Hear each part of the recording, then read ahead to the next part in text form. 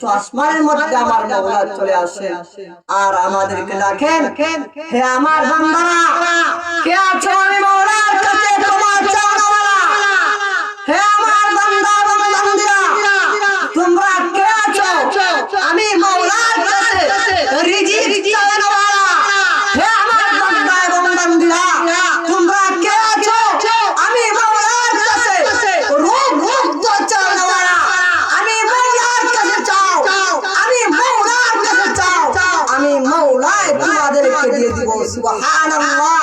তবুও তোমরা আর কারো কাছে চাও না, আমি মাওলার কাছে চাও যে মাওলা প্রতিদিন প্রতিরাত তোমাদেরকে ডাকি, ফাজকুরুনি আযকুরুকুম ফাজকুরুনি আযকুরুকুম ফাজকুরুনি আযকুরুকুম।